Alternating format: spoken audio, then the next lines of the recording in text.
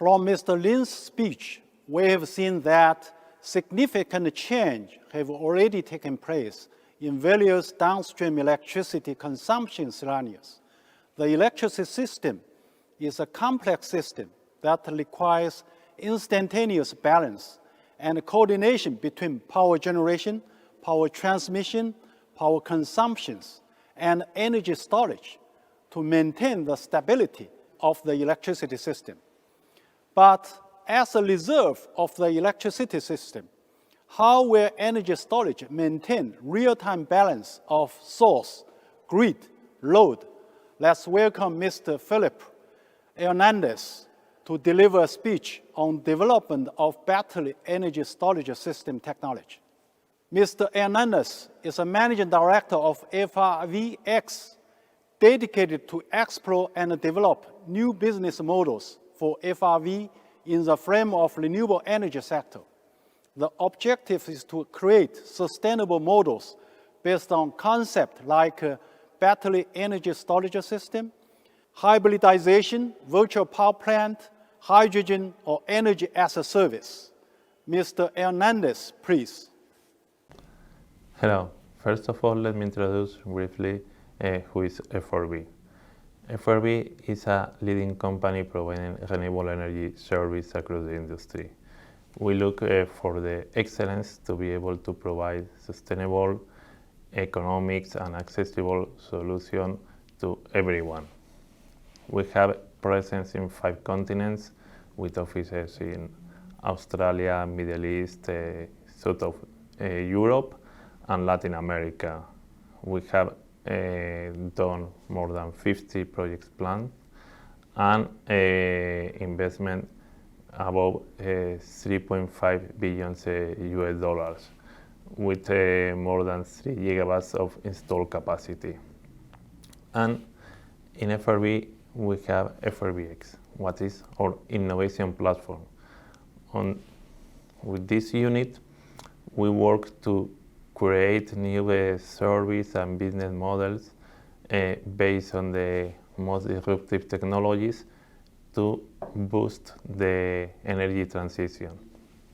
We are mainly focused on 3 sectors: the energy storage, the green hydrogen, and the digital services with the demand aggregation and virtual power plants. And as success story, we have the deployment of storage projects in UK. We have actually 2 projects under operation and 1 under construction. This last one will be the biggest storage project in Europe. And we are proud of our projects under operation as they have been named like the best storage projects in UK in the last 2 months. Also, we are replicating the same history in Australia with 1 project under construction and another 2 very large projects in very advanced development state. And now I will try to explain what are the development trends that we see in the storage side. I will use some examples to illustrate it. First one is the integration of distributed energy on the grids. In some countries like Australia, where there are a lot of installed capacity behind the meter, we have started to see how during the solar peak hours the grids face a demand problem. You can see in the graph how during October the net demand in South Australia was negative during the peak hours of the day. It is a huge problem for the system, but it's something that is not punctual. We can see how the forecast so that will be a very common situation in the future in Australia. So to manage that, I think the system will need to integrate large-scale batteries on the grid to be able to increase the demand and also lowering the evening peak, but also focus in the integration of behind-the-meter batteries to be able the prosumers to manage their own electricity. Another problem is the seasonality. The demand and the generation has become very seasonal in a lot of the countries, and it is creating serious energy price problems. We can see how in Australia, again, the capture prices by some wind projects during September, October, the end of the summer, was negative.